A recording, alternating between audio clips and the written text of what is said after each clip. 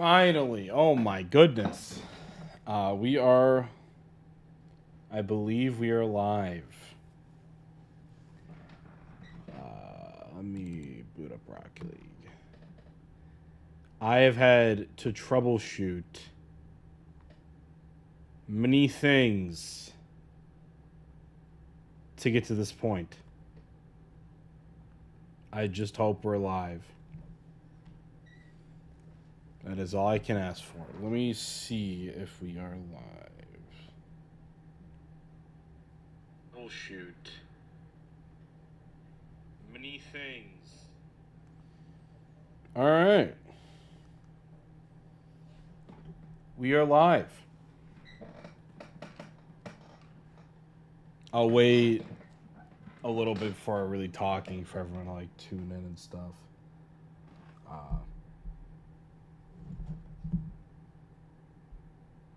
Open up the chat.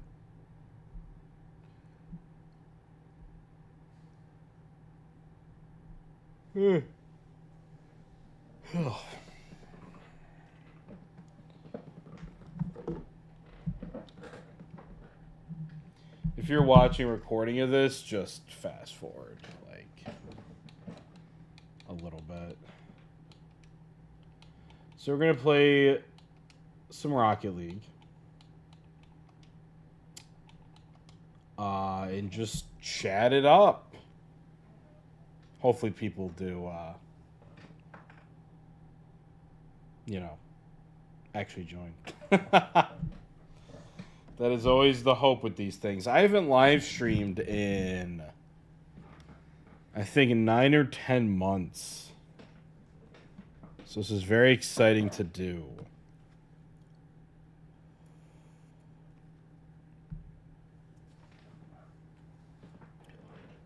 I am very excited to be live streaming.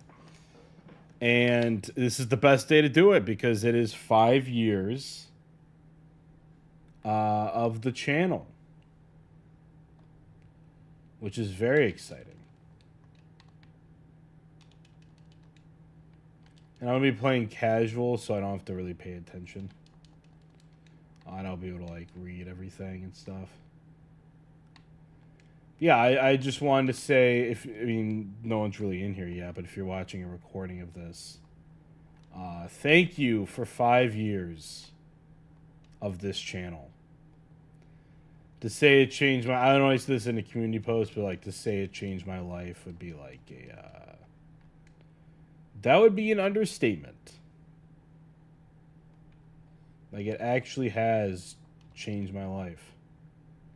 And hopefully, no guarantees of this, but hopefully I can start doing YouTube full time relatively soon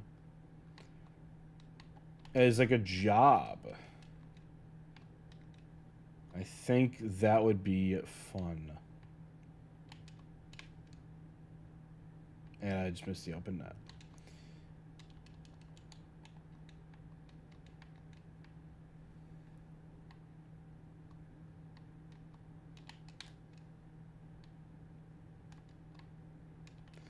Like I said, I'll wait for more people to get in here before I like really start talking.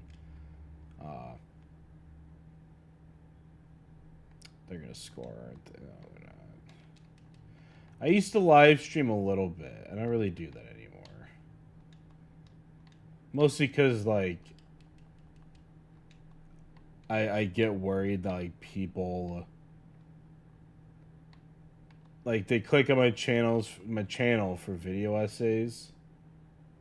And I'm worried that like, oh, if they get bombarded with like live stream things, like they're gonna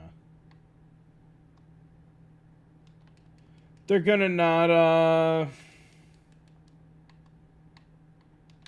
tune into the channel as much, I guess. If like all the notifications are, AsukkaTV is live streaming. Like I don't feel like people are really gonna tune into that as much. Cause I'm not a live streaming channel. I'm just not. And maybe in the future,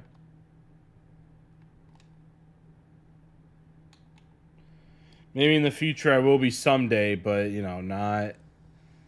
not anytime soon.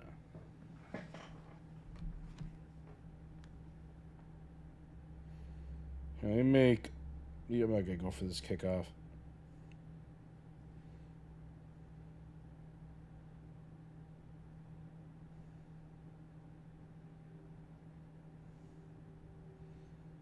Oh, sorry, I want to... Oh, we got our first chat. Oh, hey, would you ever do a video of my favorite movie of all time? Akira. Oh, man, you have so many good video essays and opinions. Oh, I know your thoughts on this masterpiece. You know what? I'll play along. Akira is terrible. Akira is terrible because it has an okay story, but not very interesting characters. It has unlikable, uninteresting characters. And I think the animation is good, but I don't love the character designs, which granted is a personal preference. I understand that completely. But, like, I just never found it to be that interesting. Hey, Blade Runner, what a movie, huh? Blade Runner has a lot of the same problems. I think it looks better than Akira does. I think it looks great, honestly. But, like, Blade Runner has some problematic elements, I'd even say. Which obviously I won't get into in a live stream. Maybe on a video someday I would get into that. I would honestly consider doing a Blade Runner video. I think that would be interesting. Of course, I'm still not going to like the movie. I do want to see Blade Runner, what is it? 2042 or something? Or am I thinking of Cyberpunk? I'm thinking of Cyberpunk. Damn, what a save. Yeah, Blade Runner and Akira, not the best movies. And anyone is... I'm playing terrible. Anyone is allowed to clip that if they want to. I'm not going to stop you.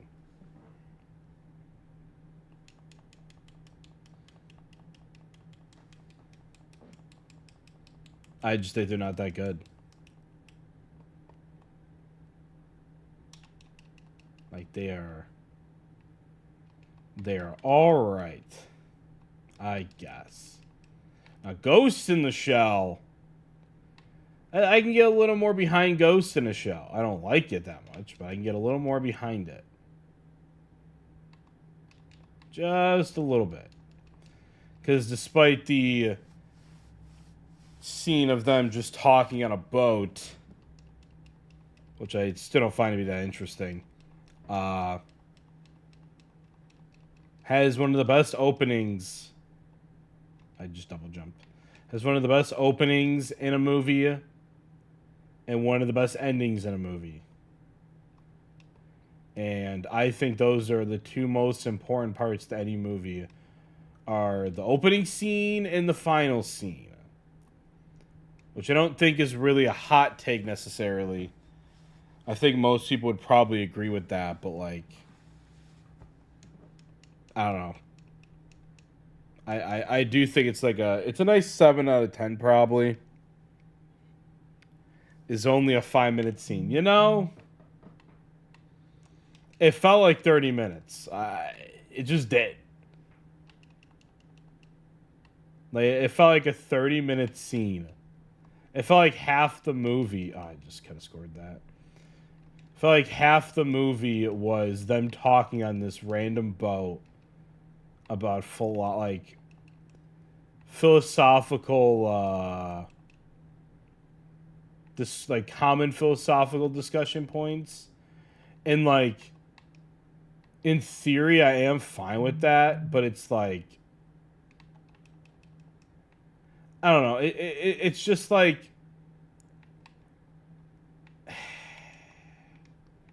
You gotta give it some, like, new... Like, if you're gonna talk about something in a movie or, like, a book or anything like that, I think you should give it some new perspective. Like... I don't know. like saying something like I'm not gonna say something new necessarily, but say from like a different perspective, a different context, which I think inherently like brings to light new sides, new sides to like the philosophical question at hand. Let me turn my phone on. Silent real quick. 1 second. Why is my phone not working? There we go. I didn't want it to vibrate a bunch. Yeah, like I said, I think it needs like just new contexts when I talk about something. Now I'd have to rewatch Ghost in a Shell. Ghost in the I can't think of Ghost in the Shell. Yeah, Ghost in the Shell. I'd have to rewatch it. So I'll get around to that at some point. Like, it'd be something I would be interested in making a video on, like, more so than with, like, Akira or Blade Runner. I would be interested in Ghost in the Shell. And it's weird that, like, I love cyberpunk as a genre, but, like, I just don't like so many iconic cyberpunk movies. I just think it's kind of funny. And, like, I'm even working on, like, a cyberpunk film. I don't want to say working on it. I have the idea for a cyberpunk film. And I haven't done too much with it. I'm more, like, just thinking about it. But, like, I have all of these ideas for one. And, yeah, I still don't like the iconic movies of cyberpunk. I just don't like them that much. And I think that's pretty funny, to say the least. Oh, God. I'm going to drink some water.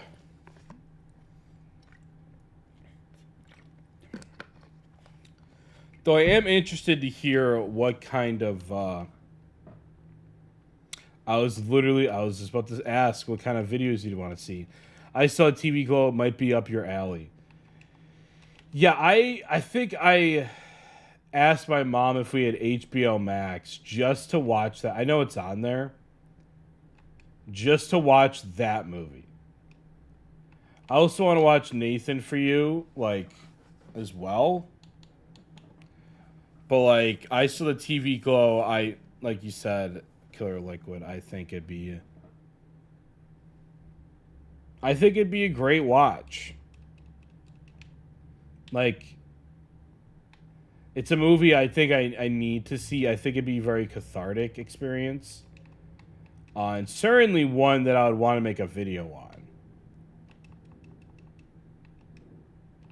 I have a pirated copy. Who you want me to send it to you? Who you want me to send it to you? Oh, I love that. I saw TV Glow. Just pirate it. I mean, I have HBO. Like, I do have HBO, apparently. And if it's like a movie or like a show or a game, like, games are a little different, but like if it's like a movie or anything that I'm like super passionate about seeing or super passionate about like re-experiencing, like, me personally, I'm not saying it's like a moral thing, but like I do want to like support it as best as I can. And I do realize that like streaming barely gives any money to the people that actually made the movie. Like, you know, like people that actually actually made the movie. It doesn't really give too much money to them. But like,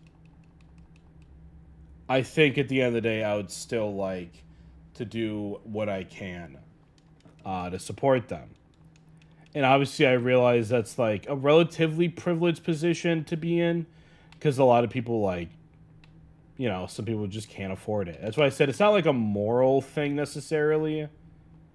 like a moral stance that I personally have. But like, I don't know. Support billion-dollar companies. Yeah, I mean, like I said, some things are a little different. Like, I don't like to support the billion-dollar companies. Like, I don't. Genuinely, I really don't. Like, they have enough money, and I would say that, I mean, the movie industry is not, like, the best thing ever anyway, and, like, sometimes you don't need more money funneled into that. Like, certainly you just don't. But it's like, let's say, like, the writer, director, things like that. Like, I realize that most money of the money does, like, go to the company that, like, distributed the film. Like, I don't know about the AsukkaTV Glow, but, like, let's say, like, Warner Brothers is an example. Like, if they distribute a film, then, like, most of the money's obviously going to go to them because they're the ones that, like, maybe distribute's not the right word. I can't think of the right word. It's like a video game, like, developing the game, like, versus publishing the game. Like, a lot of, like, the marketing will come from a certain company that's usually like a billion-dollar company because those are the companies that have the money to, like, actually support, like, like, the necessary marketing and, like, actually afford it. So I realize, like, again, most of the money goes to them, but it's like, let's say I made a movie and I want to make another movie. I would be able to use, you know, I assume at least that's how it works. I would be able to use, like, even just streaming data and be like, oh, look, this many people watched my movie. Like, let's make another one. Like, clearly these movies have some sort of support. So let's make another one. You know, like, this is, people want to see movies from me. So that's kind of the line of thinking I use. Actually, with, like, both the director's films, now I think about it. What is the other film? I remember watching a interview. I think it was with the Criterion Collection with the director of I Saw the TV Glow. I remember watching an interview with them. And they talked about this other movie. I just can't think of the name of it. I'm just going to want to join that match. Yeah, I can't think of the name of the movie right now. I can always look it up, too. Like, it wouldn't be hard to do. I don't know, like I said, I just, if I'm in the position to do it, which a lot of people aren't, like, I'm not, like, I understand that, like, but if I'm in the position to do it, like, I do want to support art, you know? Whether that be, like, buying a painting or watching a movie through a streaming service. Yeah, I think, I don't know, I just think it's important to support art. But then again, it's like the problem, like I said before, is, like, art is becoming bought up and kind of dominated by these billion-dollar companies who I don't really want to support. So there's quite a few dilemmas there, to be sure. And honestly, thank you for pointing out the billion-dollar company thing, because I actually really hadn't thought about it that much on, like, I guess that level before. Of, like, it is a little sad. I mean, that's pretty much why I play indie games. Like, I don't really, I mean, I can't afford, like, AAA games, or apparently AA games are a thing that I just learned about. But, like, yeah, I can't afford AAA games right now. Nor do I have the space to download them. So, I usually just play indie games, but I think it's good. Congrats on 5 years, Asuka, by Maiden. Thank you. I appreciate that. How's Rocket League going? I don't know because I have not been really paying attention to it. We won the last game, I think. I'm just playing casual. Because, I think it's important to have, a visual component to the live stream. Whether that be what I used to do is, the live streams I used to do are, doing the Crunchyroll Anime Awards, but, I don't really do those anymore. I don't know. I just don't do them anymore. But, I think it's still important to have a visual component, so I just play Rocket League, not really paying attention. We're losing 0-2. Couldn't have told you that 2 seconds ago. Time to watch Nollywood film with the budget of $10. That I can agree with. Now we are in agreement. I know my short film had, I think my short film Squid Boy, which you can find on the channel. Also, my film channel, you can find it. Which my film channel could be found on my main channel. But, I think it had a budget of, $1,000 or something like that.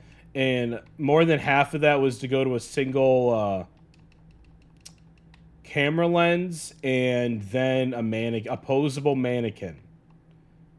And in the film, you see up to 4 mannequins. But, I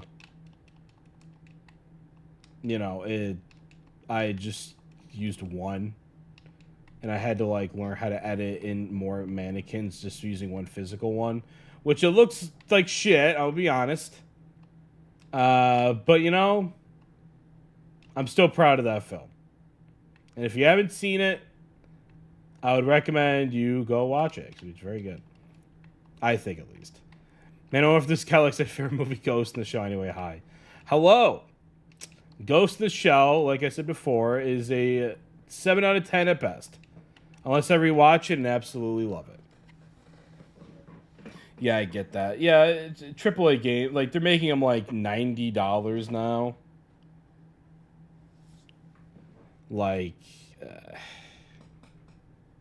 I don't know. I don't like... Because they're not even that good most of the time. Nier Automata is my favorite game of all time, but apparently that's not a AAA game anyway. Which, like I said, I recently learned about the concept of AA games. But I appreciate a good story more than anything. And I just find typically that indie games, free from, most of the restriction that comes with working for a big company, I just find to be better. Now, I think restriction's a good thing, but, if you're, not allowing for, certain story elements to take place, I think some stories need to be told in art, and when you're not allowing for those stories to be told at all, I think it's just very restricting. Now, in terms of, budget, I think budget restrictions can actually be a great thing. Another reason why I like indie games, because it forces you to find creative workarounds, I guess, without very, high budgets. And that's really what I did with my short film Squid Boy. This whole live stream sounds like a advertiser for my own short film. I promise it's not. But, I just have experience with this. Or, my script for my feature-length film, I wrote it around the concept of it being very low budget. Just stuff like that, I think it helps with it. Oof, truly is a camera equipment prices moment. Yeah. Yeah, it definitely is. Movies that look good or boring, keep making them look like shit.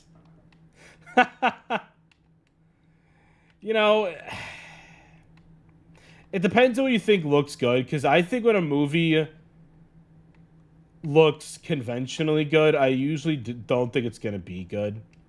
A good film that I think looks great, but also is great, I think would be Hereditary. I don't know. I think Hereditary... the trailer looked terrible. But, Hereditary is so beautifully directed, and in like the first 5 seconds, I'm like, oh, this is gonna be a great film. Just based on like, I don't know, just based on how it looked, and obviously like how it looks just shows like a care to the craft, like careful editing. It shows you really care about the product. So that's kind of why I say that. Any thoughts on the new Coffin of Andy and Lele chapter? I found the Exploration Major's character really interesting, and horrifying. The man is disturbing. I did not. I actually have never played the game. I've kind of been debating on playing it. I just never really got around to it. And honestly, I don't know if I will.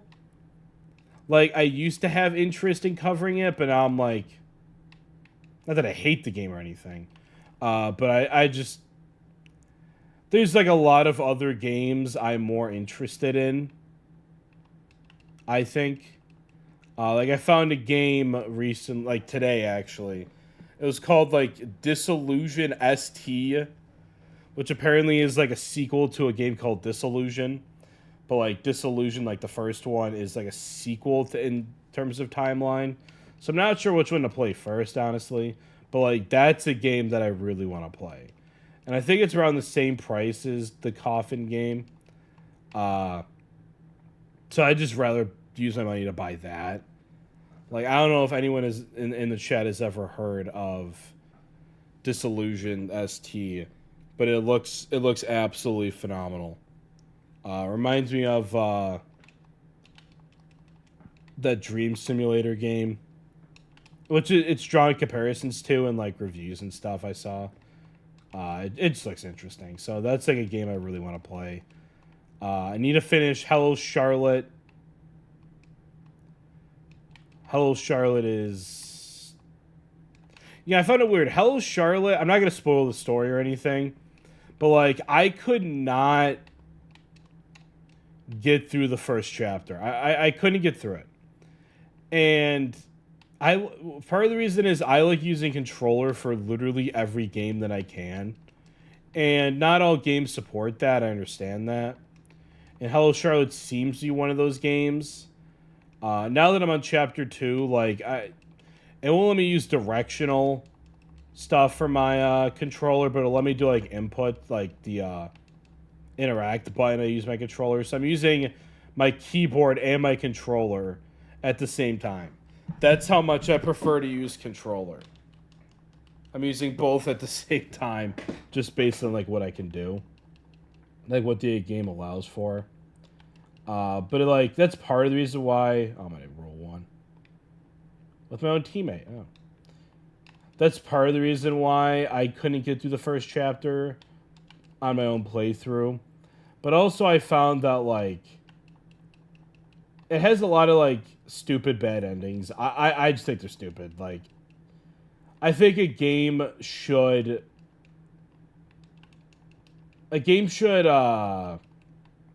especially an RPG should encourage exploration. And like I get maybe the thematic purpose is like exploration bad. Like I just scored on myself. Exploration bad, like maybe that's like part of the thematic purpose of the game, but like I don't know. It's not fun to play because you'll explore literally anything and you just die. And like I didn't know you could just save in the menu, so I kept restarting. And I just like, yeah, I'd rather watch a playthrough of this, to be honest. And it's a free game anyway, so I'm like, I just watch a playthrough. And then I did, and I'm like, this is a cool story. I don't have too much to say about Chapter 1, because I feel like it just sets some things up. Chapter 2 has been a lot more interesting, and I've actually been playing it because it's like a little more playable, I think. But, you know, we'll see. I only got like halfway through, so we'll see how I like the story. You get one of those Xbox controller with the keyboard built in. I know those existed. Maybe I'll do that. Never played Pathologic, haha. I've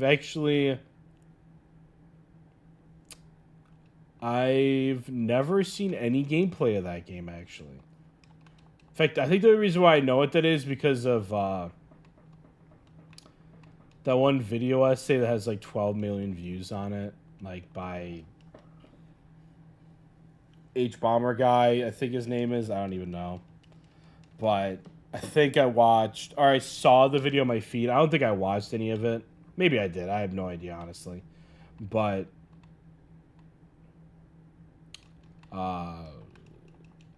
is it like that? Like, is there a lot of like stupid bad endings in that game? It's kind of the vibe I'm getting right now, which means I probably just won't play it because, like I said, I think unless you're doing it thematically, exploration should be rewarded for like a good gaming experience. But even then, I'm like, if you want to do it thematically where it's not good, that's fine. But like, I still probably won't enjoy it. Like, I like exploration in games to a certain degree. Like, I'm not in love with it. Like I don't like open world games, but like small games like that where like it's not overwhelming or overstimulating. Like, that's what I like. Like, the biggest game that I wanted to explore like every inch of was like Nier Automata. Favorite game of all time, of course. The best game ever made, of course. But like, that's like the biggest size of game where I could probably do that. It's a great game, bad game to play, and it's very slow and you can fuck up very easily. But that's kind of the point. Like I said, if that's the point, then like I get that. But like at a certain point, you kind of have to make the game engaging. You know, like I said in my Amori video back in the day, but I'm like, at the end of the day, games are there to be fun. And I've really changed my viewpoint on that. Like, I don't think a game should just be there to be fun. Like, my viewpoint at that time was like, if it's like an artistic, like, thought-provoking game, that in itself is fun. At least I find that to be fun. Like, getting those engaging topics. But, like, some games are made not to be fun. Or, like, even, like, a grueling experience on purpose. And I think that's, like, okay. Like, the point of games, I don't think anymore, is to be, like, a fun game. I think it's okay if the game isn't fun. Like, I mean, I guess it's all very subjective, but, like, Super iPad 12 made that video on Fear and Hunger, and I don't think I could ever find that game fun. Because it's too hard. Like, I don't think I'd ever find that fun. So I'd probably never play it, but I can respect it. I think the engage point for Pathologic is the characters in the story, so you keep going just to see more of it. Yeah, I mean, that's like... I can't think of a game like that I've played where like I didn't find it to be fun but I kept playing. I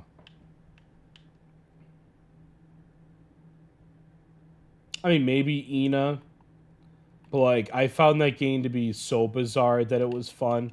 But in terms of like game mechanics, it's very like basic without too much of a direct story.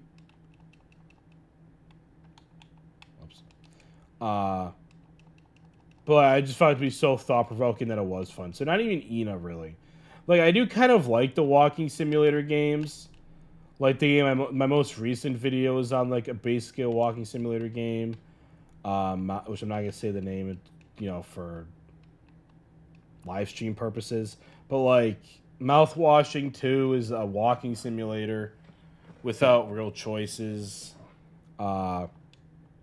Ina is a walking simulator. Honestly, it seems like a lot of my popular videos are on walking simulators.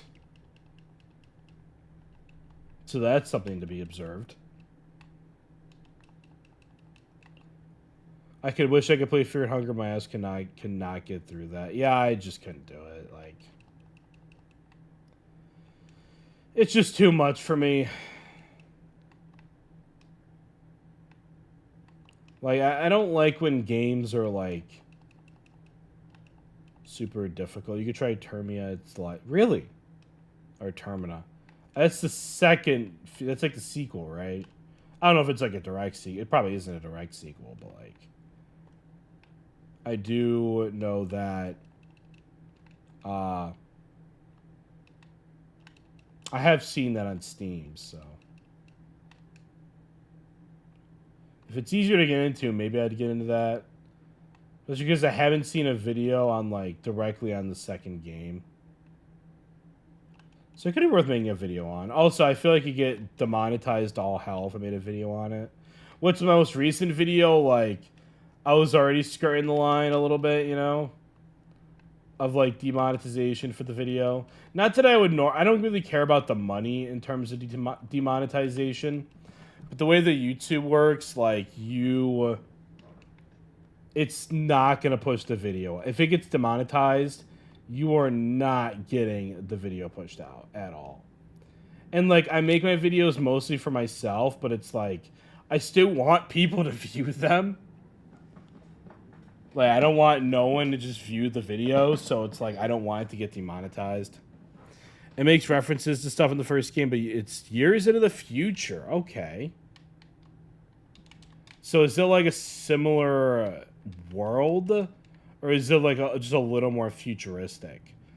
Like, does the timeline, like, reflect... Or does the environment reflect the timeline in that way? So I think you took the Fear and Hunger, like, concept and made it, like... Talk about cyberpunk again. You made it, like, cyberpunk. Like, I think that'd be really cool. Yeah, I think that'd be really cool. Oh, I missed the ball.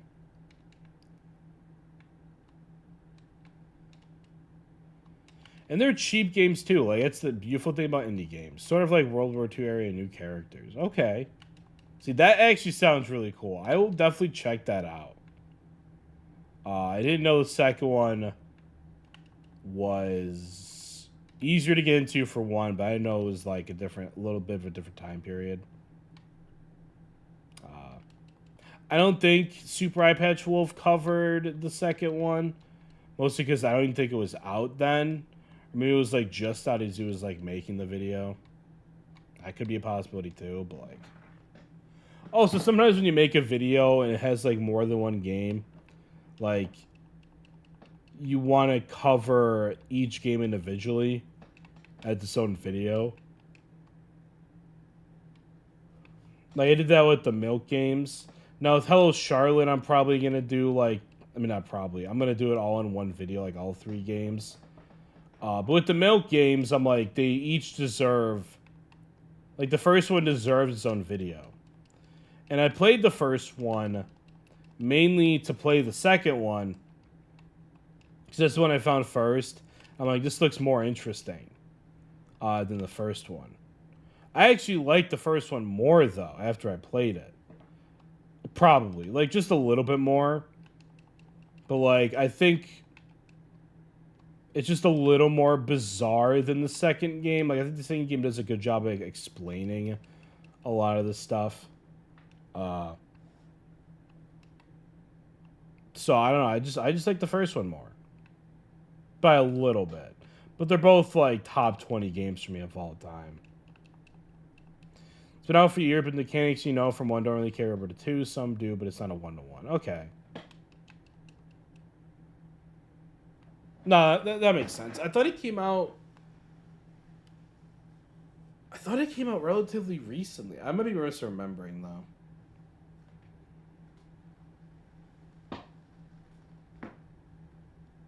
Ugh. Sorry, I had to stretch. Oh, I'm missing the kickoff. Goal. See, a game like Rocket League, though, is fun to play.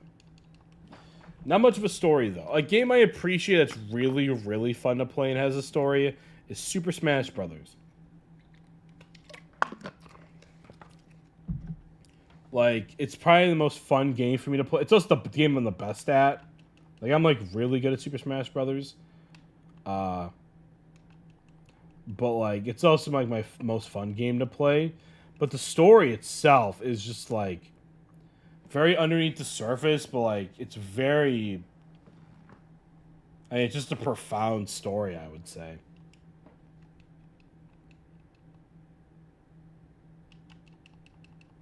...2022. So, I mean, it has been out for years.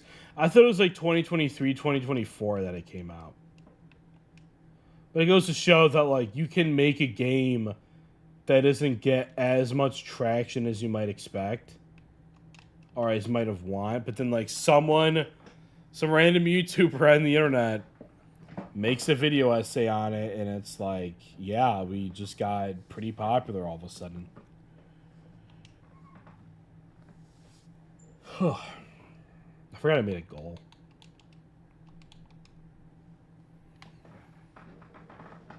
Another big stretch. Rocket League, truly the most profound game I've ever seen. You know, like here, look at this car. If you're gonna tell me this is not peak lore, that this is not the most profound thing you've ever seen, then I don't know what to tell you. And I think it's so profound, I'm gonna play a 1v1 with it. That's how profound I think this car is. Like, look at this. It's beautiful. Absolutely beautiful.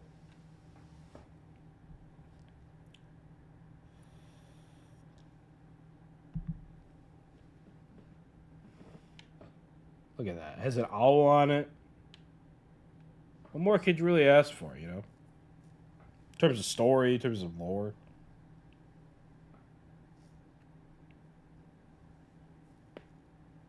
Ow. So I had to crack my neck. You know, in terms of, like, lore, though, talking about that point, it's like a game like Dark Souls has always been sold to me as, like, it has so much lore. I don't really care so much about lore. I like a direct, like, a explicit story, I guess. Like, a direct story. Most of the time. Dude, it's gonna give me the shit I get after I watch the movies where I can't get too many other media for hours because it was so good. Have you seen, speaking of Ghibli, I'm playing on 1v1. Have you seen The Tale of the Princess Kaguya? Because that is by far my favorite Ghibli movie.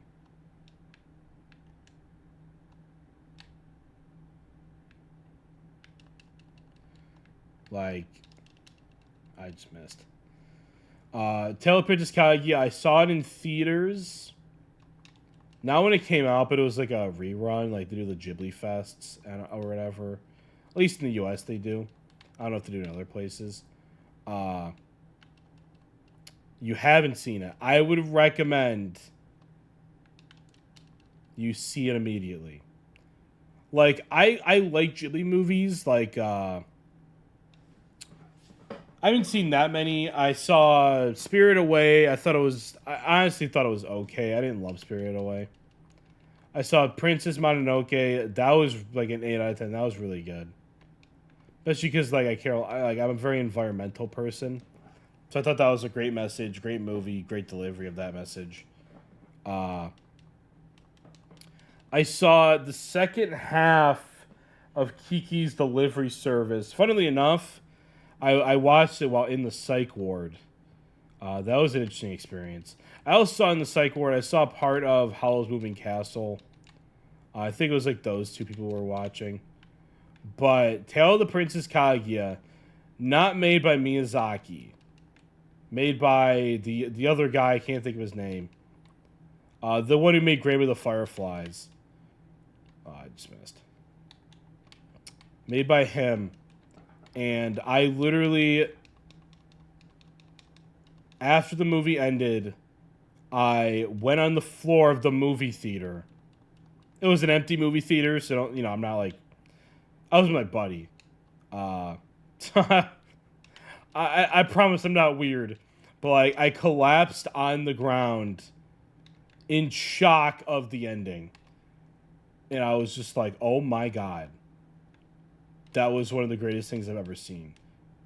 I'm not going to spoil it, obviously, but like, I don't know. It was just,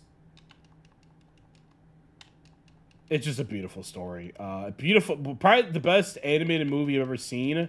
And it was also the most expensive animated movie, or anime movie, I think that's ever been made. If I'm not mistaken. I know Akira was for a while. And then it was something else. But like Tale of the Princess Kaguya was up there. It probably isn't anymore, but I don't know. It was good. Whenever the guy who makes bread comes in on screen, I cry. I don't remember that part, actually. Was that in the second half of the movie? Have you seen The Wind Rises? I have not. That's from 2013, right? It was supposed to be his last movie. Or whatever. And then he made The Boy and the Heron after that. I think The Wind Rises is like the World War I movie with the planes, if I'm not mistaken. Yeah, I haven't seen that. I've only seen, like I said, Spirited Away, Princess Mononoke, and some of Howl's Moving Castle and Kiki's Delivery Service. And Tale of Princess Kaguya, obviously. The bread guy. I can't think of the bread guy. I don't know why I can't think of the bread guy. I don't remember the movie that well. It was a good movie for when I saw. I just don't remember it that well. Like I've liked every like Studio Ghibli movie I've ever seen, but like the one I truly loved was Kaguya. But the animation's always great with those. My back is killing me. My God.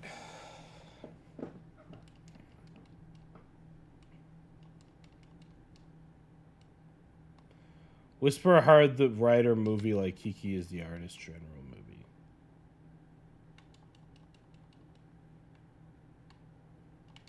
Whisper the Heart. That I think it's made by the guy who made Tale of the Princess Kaguya. Right? I think. But I don't think that was made by Miyazaki. I know. I remember I had some interest in it, but I can't remember if it was made by Miyazaki or not.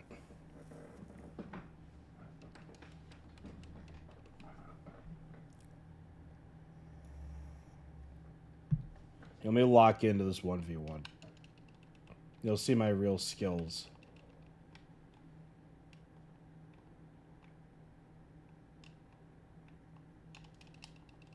Oh, yeah.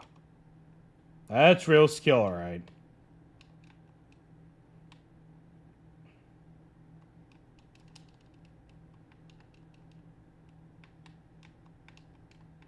I'll lock in for 47 seconds. Oh, yeah. Locked in. Locked in. I'm not locking in anymore. I think I'm just going to forfeit. Like I said, Studio Ghibli, like, you can't really go wrong with them. You just can't. Like, they're always going to deliver at least a good movie. And while, like, they're definitely not my favorite anime studio, like, they're probably top 6 or 7. Like, Studio Shaft will never be beat. Studio Trigger. No, Studio Trigger is my favorite. Then Studio Shaft. HomeGS lock in. Mick. Well, I didn't lock in. I lost. That's okay.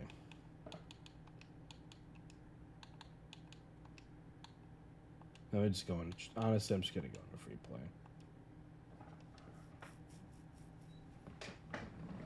I'll go into free play so I can talk to the chat and not feel bad about losing. But yeah, it goes Studio Trigger, Studio Ghibli, Kyoto Animation. Love to see a girl winning. Well, no girl won today.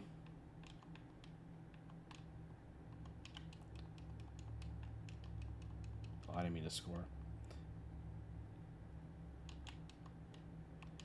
Actually, maybe Studio Ghibli is top 5.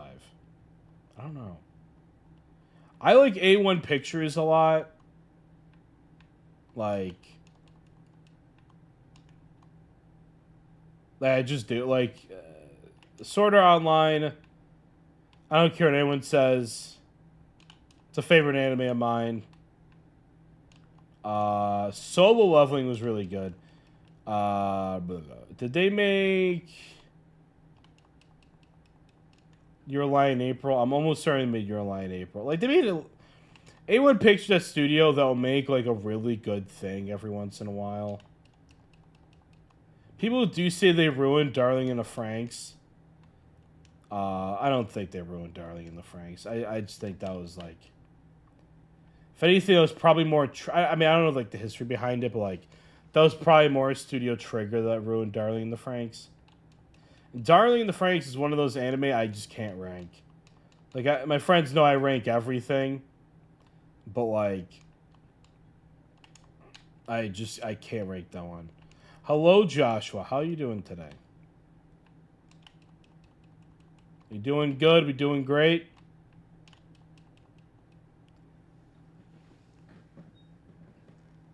I kind of play Hello Charlotte, but I don't want to do that on stream.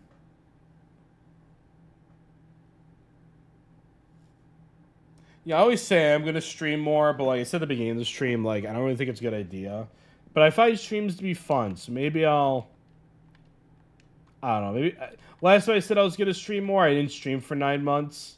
So maybe when the channel hits 10-year anniversary, we'll do another stream. I know they treat their employees like complete shit, and I wish they would not do that. But I love Mappa's shit. Yeah, Mappa's great. Oh, Madhouse too. Madhouse is up there. A Place Fairer in the Universe is so fucking good. And that's probably my favorite anime by them. But yeah, Mappa is... You know, I think Mappa is indicative of...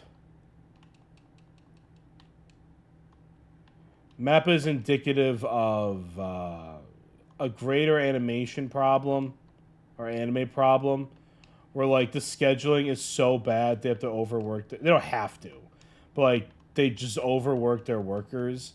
And I think Mappa does it worse than anyone, to be sure.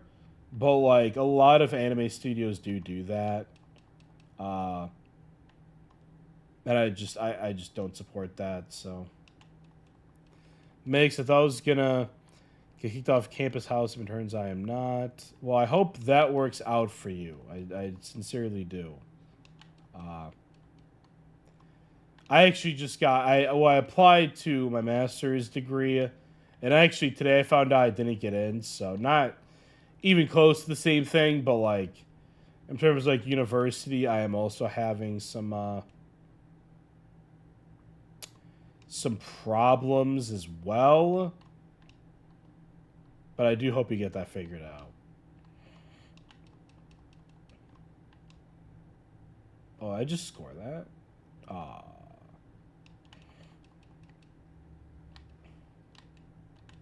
I don't know, Mappa's great, though. In terms of, like, the content they produce. Like, Sukuna versus Maharaga. And Sukuna versus Jogo is so good. It's so good. And then Attack on Titan, final, you know, you can't forget about the final season. My favorite season of Attack on Titan. And honestly, like, I don't think it looks really any worse than the Wit Studio seasons. At least I would say it doesn't really look worse. The anime production is just It's a whole beast in its own. And maybe I'll make an anime someday, and I will have good working conditions. Oh yeah, Chainsaw Man. I forgot about Chainsaw Man. You know, when it comes to the I'm actually a reader of the manga. Up to a certain point. I mean, I never finished part 1, but like Chainsaw Man, you know, I liked it. It looked great objectively, but like I don't know, I didn't think it fit the vibe. So you liked the style. See, I didn't like the style that much. Not that I'm like glad they changed it, but like I think you need. I'm hesitant to say it looked too cinematic.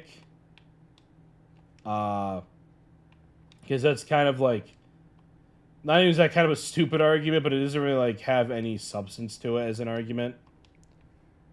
But like, I think looking a little more abstract, maybe is the right word, a little more zany, like a little more out there would benefit Chainsaw Man as like a story a little more. That's what I personally think. Like, obviously, like, if you like the art style, I am sorry that they're changing it. Like,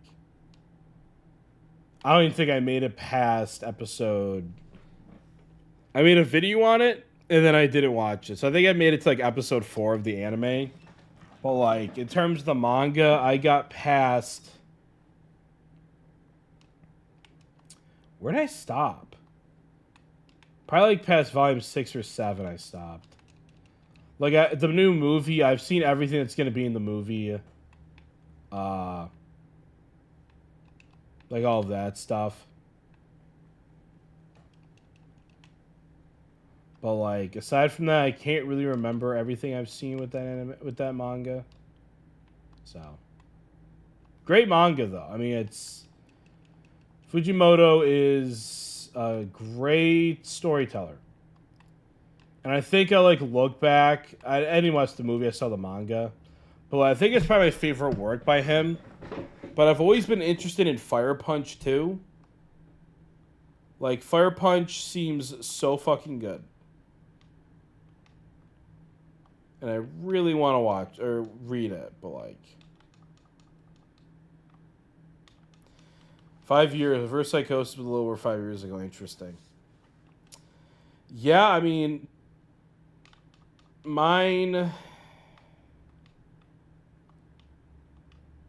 I mean, my theory is, like...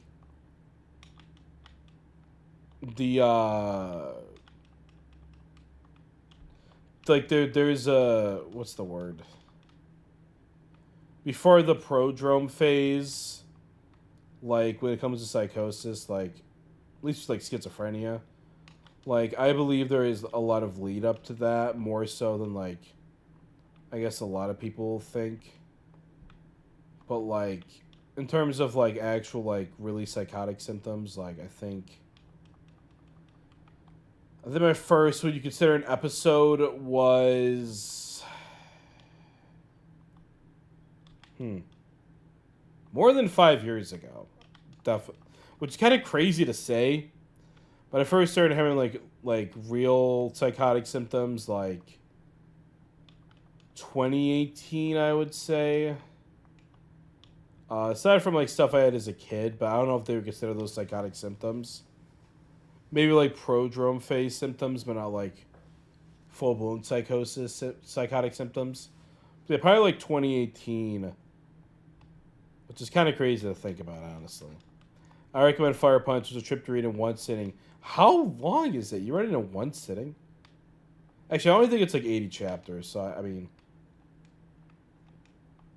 I feel like it's not that much. Like, I don't really read manga, though, so it might take me a little bit. Like, I've read a few manga series. Like, the one I got into the most out from Chainsaw Man was Komi Can't Communicate. Like, I thought it was a really good 8 out of 10. And then the anime came out. Super excited for it. Didn't watch a single episode. I actually kind of forgot it came out. I think I watched episode 1. And then I stopped reading it. I just stopped reading it. I was up very late. Yeah, it's I can imagine. Being up late is kind of my, my thing, so I could probably do that too. I don't know if I do it in one sitting, but I do work in a bookstore, so I would assume we have the volumes in the store.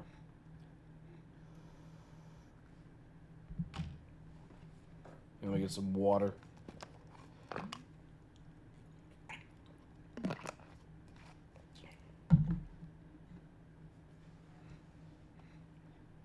I've read Dandadan. I have not read Dandadan. I was gonna watch the anime. I didn't. Honestly, I don't really find myself watching that much anime anymore. I watch a little bit, obviously, but you can kind of see it with this channel. I've really stopped covering much anime. The videos, they don't really do that well. Even the most popular videos on an anime. Not that I really care too much about that, but I just don't really. I don't know. I know why I don't cover anime on the channel as much. It is because it is not a nightmare, but it's very difficult or very tedious to work around copyright. And some of those anime series, they copyright the hell out of them. You can't have a 2 to 3 second clip without getting copyrighted. So that's I just like covering just games more. Mostly because of that reason, but also I've just finding myself doing games more. It's really wholesome and the art is fantastic. I'll have to either read it or watch it. I don't know. I'll have to get around to it. Like I said, I was interested in watching it, and I just never did. Which is the story of my life when it comes to anime. I know, but I experienced a lot of synchronicity. I can't pronounce that. When it's psychosis, but I'll be noticing it more right now when I'm not in psychosis too. Don't know if I as uncanny or intrinsic I used to. What like synchronization with the world? Is that what you mean? Because if you do, I can surely relate to that part. For sure.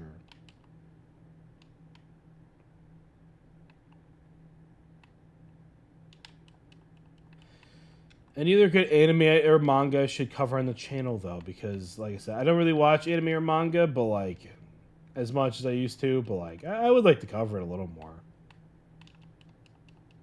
I had my video that I wanted to do on, shonen and, violence is the message and all that stuff, and I never did it. I didn't do the Opal video, too, and it's not I forget about these videos, but it's my mind just moves on to something else so fast that it's I don't know, I just like to cover different things at different times, which I don't think is necessarily a bad thing. Part of my process is the script is going to come to you when it comes to you. If you don't, not just the motivation, but if you don't have the interest in writing a script at the current moment, then just don't make it. The script's not going to be as good as it could be. And you can wait. I could wait years to make a video. And then I finally make that video and I'm yeah, this script is fantastic. And I could not have written it in any other period of my life. I've experienced that with quite a few number of videos. It has been years in between the first conception and actually writing the video. But I don't know. I'm patient with my videos. Fire Punch would make a very interesting video. Yeah, I imagine it would. I watched the video on it. I don't remember the story. There's an airplane coming. Not in my house. Dear God. Just above my house. But, I think it made a good video. A synchronicity, I still can't pronounce that. It's like fortunate, super unfortunate constellations of symbols and meanings of the world and connected by linear causality. So lining up, seem like fate, sort of. Carl Jung talked about it or something.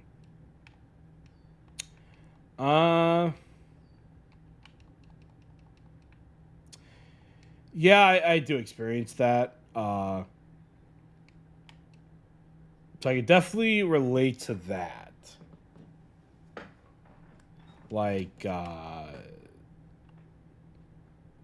of my psychosis is like, you know, the world itself is like talking to me, or there's like symbols in the world like just for me and stuff like that. So like definitely can relate to that. And I can imagine Jung would talk about that. It's something he would definitely talk about. Could definitely imagine that. I'm going to make this shot real quick. Ready? Ready? Ready? Boop. Nice.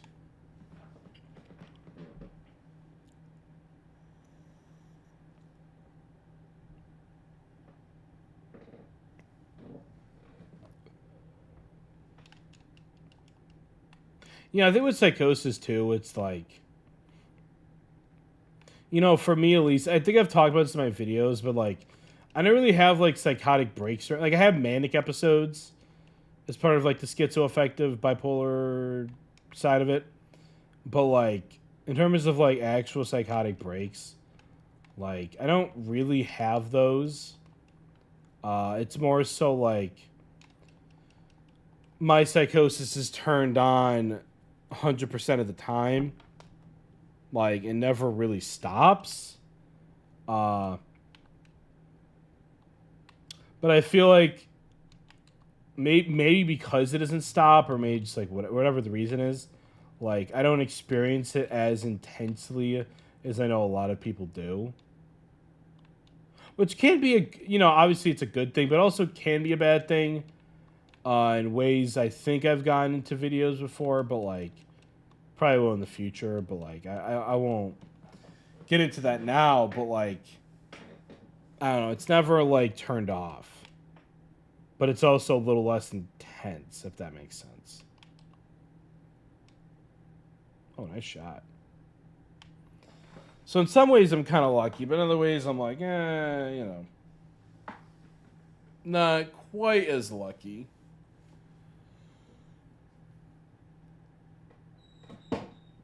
Oh, had a stretch. Psychosis is just a weird thing. Weird thing. But it's the reality for a lot of people, so, you know, something that we should or try to understand as a society more. I mean, that's rather obvious to say, but like, you know, I've said this in my Alice in Dreams video, but like, we write people off as like, you know, even crazy, and stuff like that. But like, I don't feel like, not, it does a disservice to people with psychosis, obviously, but also like if we're gonna make the problem even just a little bit better, like that doesn't do that. Like, once you label someone as crazy, it's like you just write them off, you know? And I don't really like that. Like, synchro whatever is like, it's my birthday and it's the 18th, to meet someone it's their birthday too, and the bus 18. So 18, something like that, just numbers, but easy example. Yeah, I literally do experience that. Very much so. And a lot of the thing I have with number, like you said, it's not just numbers, but like a lot of things I have with numbers is like tied to my OCD too. And like, I think when you have both a schizophrenia spectrum disorder or psychosis at all, and OCD, like, they very much tie together. and you can kind of separate them, and I myself have done that through my own writings. But like at the end of the day, the actual experience you feel is like they're very much intertwined. Like I would say an OCD belief is in itself a delusion. Not as much a delusion like an actual like psychiatric delusion in like the psychiatric sense, but more so like it's like a little bit of a lesser version of it with OCD. Like it's more of a what if as opposed to like, oh, this is definitely like gonna happen or this is definitely true. And obviously there's nuance even with the actual delusion, but like I don't know. I think with OCD like you can kind of tell it apart, but like I think psychosis, what I'm trying to say is psychosis will make your OCD delusions even worse and feel even more real. To where, like, what could typically be described as OCD is like, oh, well, this is kind of now part of your psychosis. If that makes sense. Like, at least in my experience with, like, both of those disorders, like, that's kind of what it feels like. And numbers is like you brought up numbers, Joshua. I think it's just like a big thing for me personally. Not to get all heavy on the 5th anniversary live stream, but like, you know, need to talk about these things. Like, I think it's very important to talk about. So thank you for bringing it up, Joshua. And I do wish you the best in your journey. I know it is not an easy one. Personal experience, so I do wish you the best with that, and I hope anyone who has like any, not even just mental illness, but even just like stress, I just hope everyone is doing well, will do well if they're not doing well, and all that fun jazz. Like, I don't know. I think virtually everyone in this, not virtually everyone, but I think most people on this planet deserve to be happy. And I want to see them happy.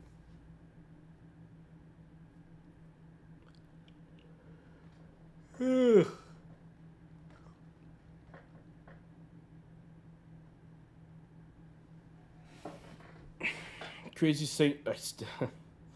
Craziest NYN. Or SYN. I recently, I'll probably have to tell in a few messages. Like, I was having extra credits the last 3 days, and so with the class, talk to someone, and I will wait your next message.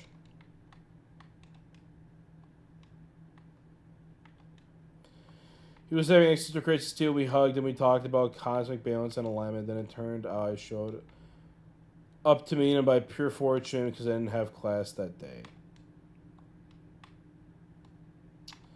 Well, there you go. I mean, a lot of people believe that, like, there are not even, like, necessarily, like, an organized religion way. Obviously, this applies to that, too. But, like, I know many people that believe, like, the universe has some sort of plan.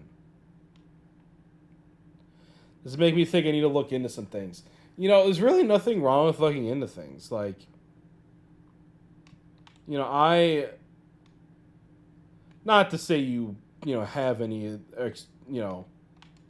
have any disorders or anything, but, like, if you experience something and, like, other people can relate to that and, like, they have these disorders, like I said, it's not necessarily that you have these disorders, but it's, like, maybe you could, look into it, find that you want to see someone, and, like, especially if it's, like, an actual problem you're having, like, it never hurts to, like, get help for a problem you're having. And, like, that's why I'm a pretty firm believer in, like, basically everyone should be in therapy. Many people refuse to do it, especially men. But, like, I just think it's good to be in therapy. Like, there's literally nothing wrong with it. And a lot of people could benefit from it.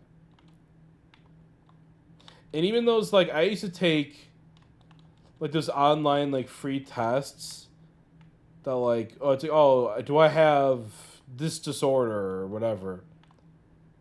And it'd be like, well, you know, it'd say, maybe you do. I'd be like, cool. Let me look into that more, and then let me get checked out by a medical professional.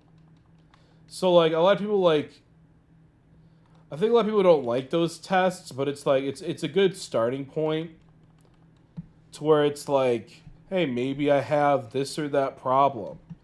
Or maybe I don't, you know, but maybe it's something like else, or maybe it's something, you know, at least something worth looking into. And, like, obviously those tests are never a stand-in for, like, a medical professional. And they make that very clear, though. Like, they always make that very clear. Is like, this is just estimation. It's like, you need to speak to someone and try to formulate, like, a treatment plan, or, like, try to, like, get this figured out, you know? I don't feel like it's a plan in how I experience more of a strong pattern memory in the cosmos I either fall into or out of onto another pattern, not to be too out there in one stream. I mean, you can be out there in the stream. I don't really care. Yeah, no, I get that too. Me building up tests when I save enough money for therapy. Yeah, like I said, the tests are they're not bad. You know, like, I think the tests for, like, psychosis specifically helped me a lot. And then I think it might have been through those tests, or I think it was through Wikipedia, actually, which I'm a big supporter of.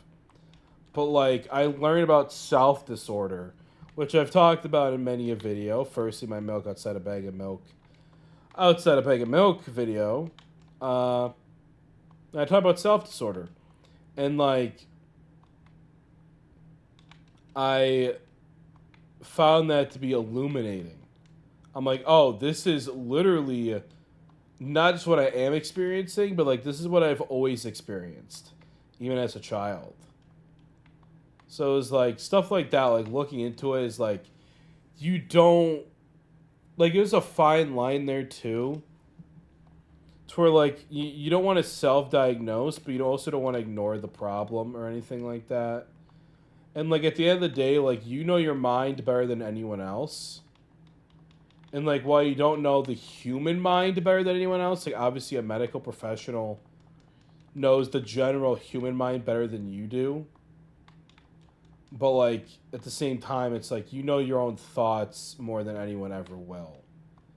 So it's like, that's the important part of, like, finding, like, help, or, like, a treatment, like, you know, a actual assessment at the very least.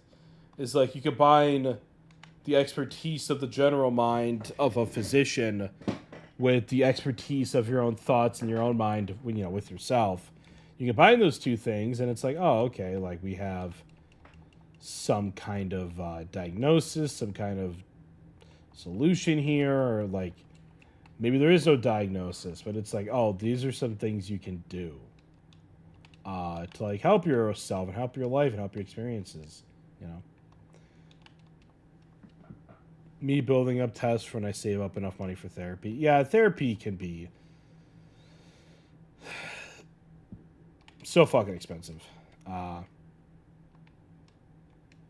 Like, thankfully, like, my insurance covers it. So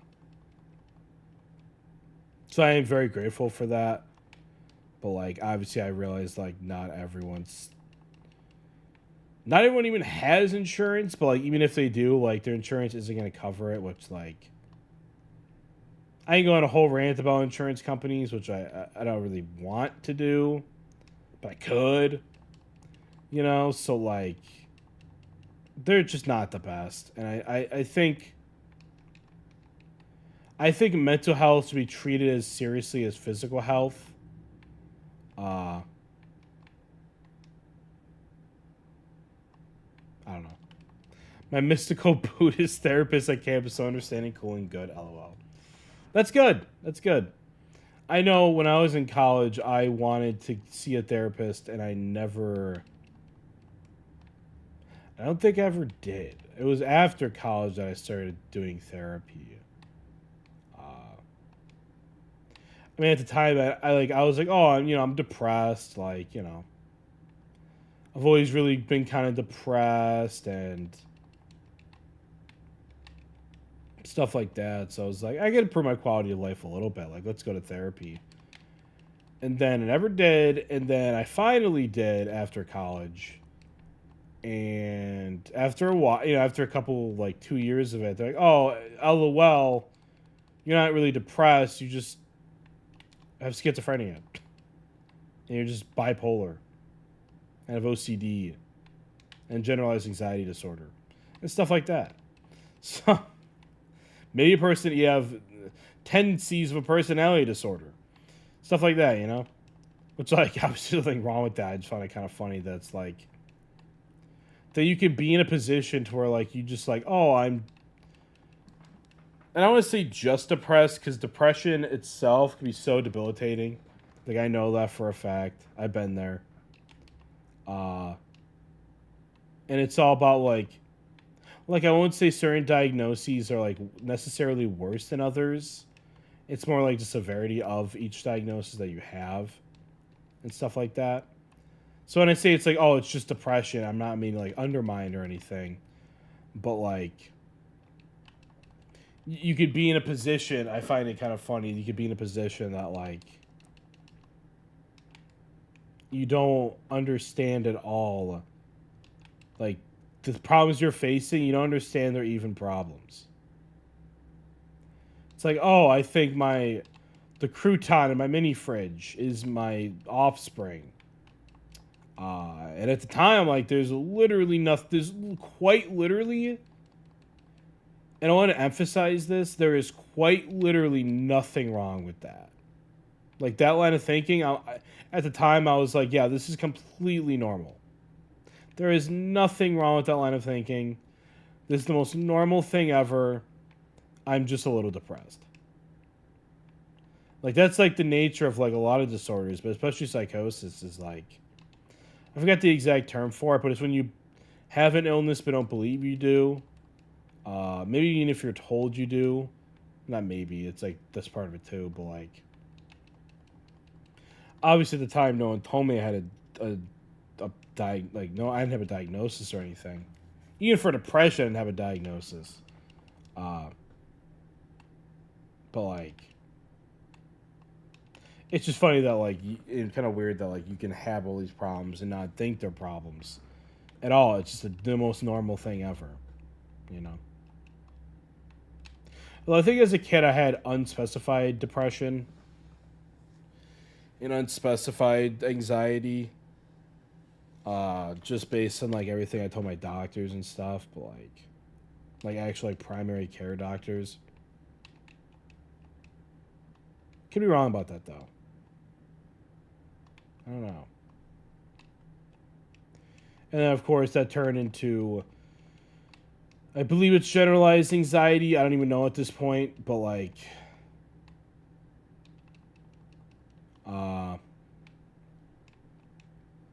and then major depressive disorder, and the major depressive disorder, not bipolar, with psychotic features in the psych ward, and then schizoaffective disorder, bipolar type. I'm not even sure if I technically have depression anymore because of that bipolar or schizoaffective bipolar type diagnosis. Like, I'm not even sure if you could technically have both. Maybe you can. I don't fucking know, but. Has there ever been a moment in life where you felt a certain X by being almost a space for someone else you loved, freedom and capacity themselves and made? Has there ever been a moment in life where you felt a certain ecstasy by being almost a space for someone else you love's freedom and capacity themselves even beyond you?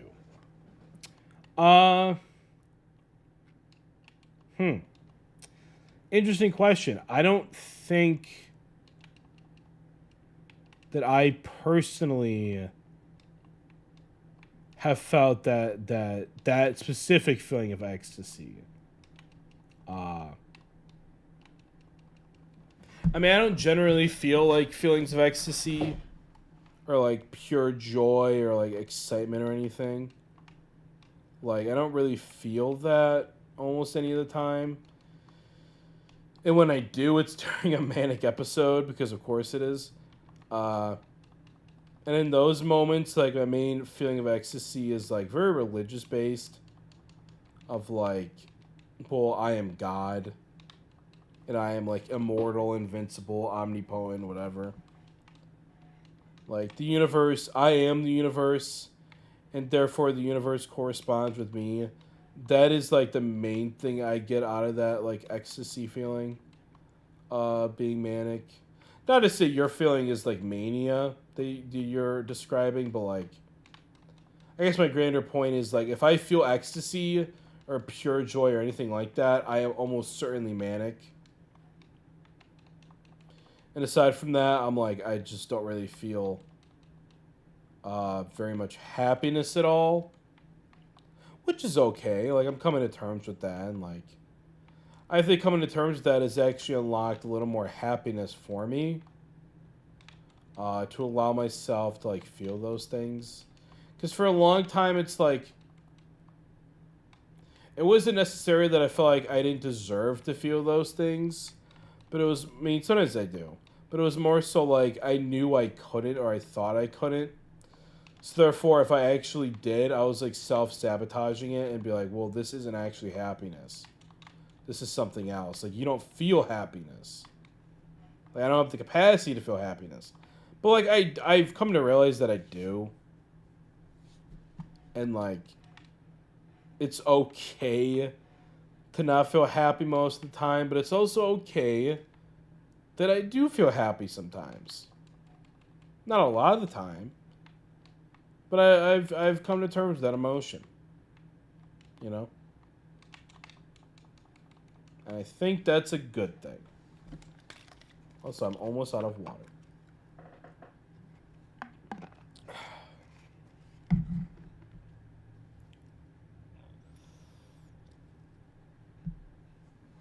Do or did you have anhedonia? Yes, absolutely.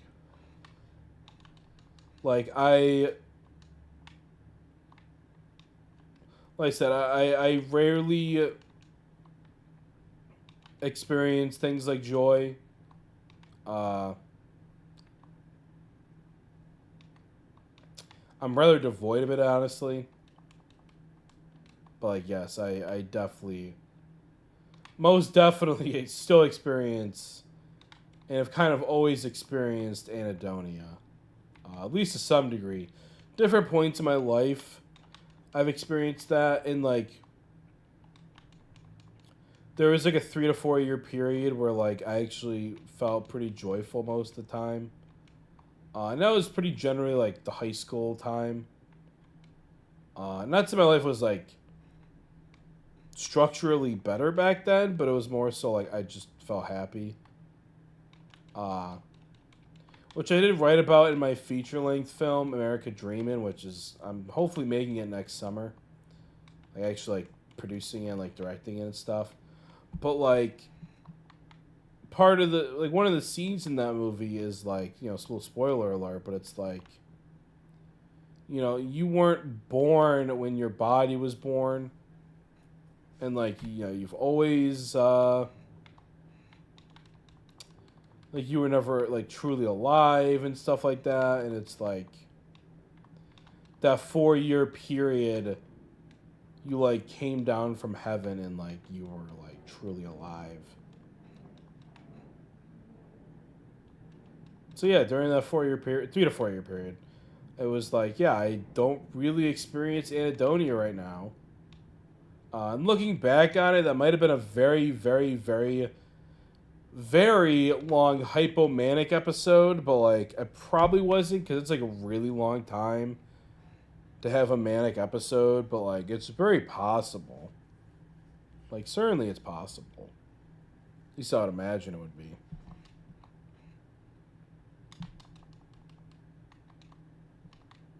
I'll make this shot. Hold up. Ooh.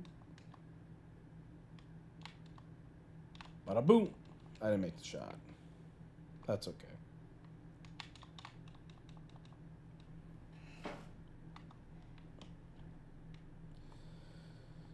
So it is almost 3 o'clock where I am. I'm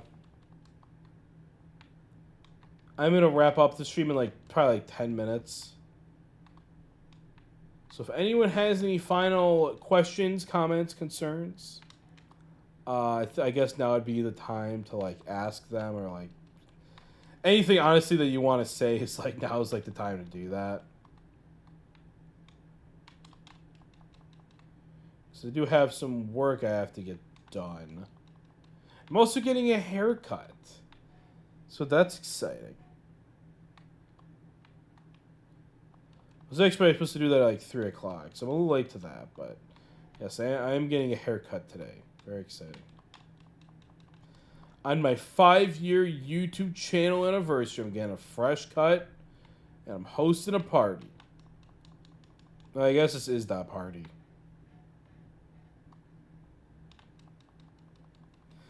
I got class in roughly an hour. I'll be out too then. Thank you for talking to my message. Yeah, of course. I mean, it's... Like I said before, these are important things to talk about. And I actually like talking about them. I find enjoyment from it for whatever reason. But, even if I didn't, I think they're very important topics to talk about. You know? So I appreciate you tuning in, and I appreciate you asking these questions and putting these comments and things like that. It's not always easy to talk about. Congrats on the 5 years. Thank you for making videos. You've helped me find things on myself and give me a friend group that's irreplaceable. I hope to continue seeing you in your art evolve. I appreciate that. Thank you. I really do. I'm glad, genuinely, I am very happy that, my videos can help people. And, that they, can create a community that, I at least think is a very safe place to talk about these things. A very, inclusive community, and, it makes me a little emotional, to be honest. And I don't feel many emotions, so it's makes me a little emotional that me talk about these things. And thank you for tuning in. I really do appreciate it. Thanks for making great videos. I also very much enjoyed the stream. Have a lovely day. You as well. I hope you have the literal best day ever. The best day ever. I hope you have that. Hi, I love your videos from... What is that flag? It's a little small on my screen. Yeah, I don't know what that flag is, but thank you for enjoying the videos. I'm really glad you do.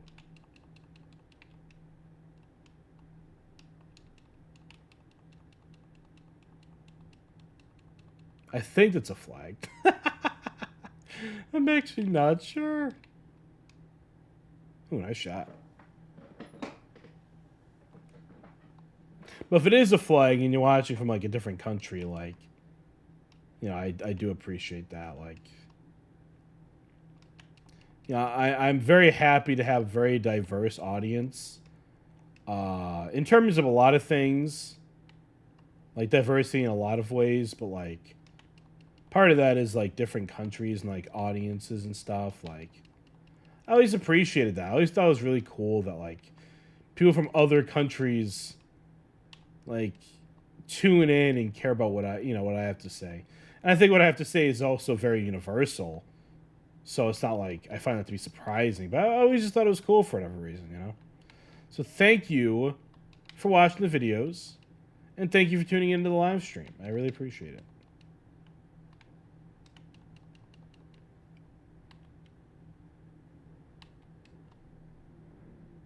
I want to make this shot. I'll see flick. That didn't work.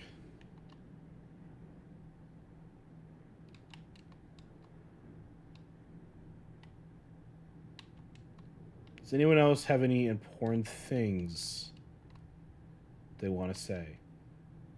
Saudi Arabian flag. Okay. Okay. Thank you. I would not have guessed that, actually. And I did not know how to look it up. So, I appreciate that. Thank you. Well, thank you for tuning in from Saudi Arabia. And thank you, DH Sketch CD Artist, for letting me know it's from Saudi Arabia. Thank you both for tuning into the stream. I'll probably give it like 1 more minute, because I know there's like a stream delay. So in this last minute, if you have anything else you want to say, go for it. As we celebrate 5 years on YouTube. Man, I just want to reflect for a second too before I go. Is like I said in the beginning of the stream, and like I don't think anyone's even in yet, but like it has truly been life-changing. It has truly been life-changing to do YouTube. And I've met some incredible people. And I think I have an incredible audience. So thank you. Thank you for being those people, and thank you for being that audience. I really do appreciate it. Oh, before I go, if you haven't heard, I will recommend the Normal album by Will Wood. Very good album, mental health and other things. I will check that out. I will check that out. Thank you for the recommendation.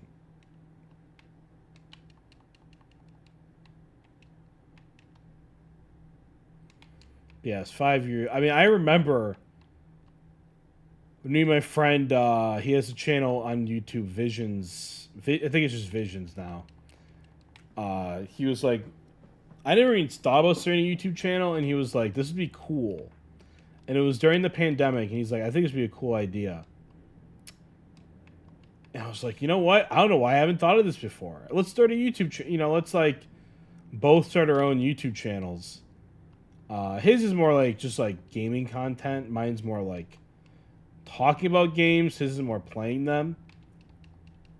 But like we were just like, yeah, I think it'd be a really cool idea to just start like YouTube channels. And we did. And it's been it's certainly been a fun, wild ride ever since then.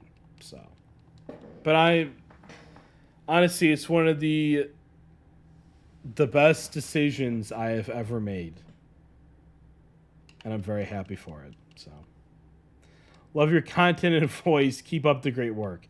Well, thank you about the content, and very much thank you about the voice, because I was born with a speech impediment, and I don't love my voice, but I have to listen to it all day, every day, so I might as well get to learn to like it. And many people will say I have a radio voice. So, even people outside of YouTube that have no idea I do YouTube were like, yeah, you have a good radio voice. I'm like, oh, thank you. I kind of need it. Unless you mean voice is in like in like a metaphorical way, but like whatever way you mean it, I appreciate it. But I'm just now thinking it might be in that way. So, you know, in both ways, thank you. I appreciate it. All right, I am going to wrap up. I'm going to make one more shot here. Beautiful. I'm going to wrap up the stream. Last thing I will say is, like I said before, 5 years blows me away, honestly. And thank you, everyone, for tuning into the stream. And especially thank you for tuning in to the channel. I really do appreciate it. So, on that note, I will end it the only way I could possibly end it, with this. And, as always, thank you for watching.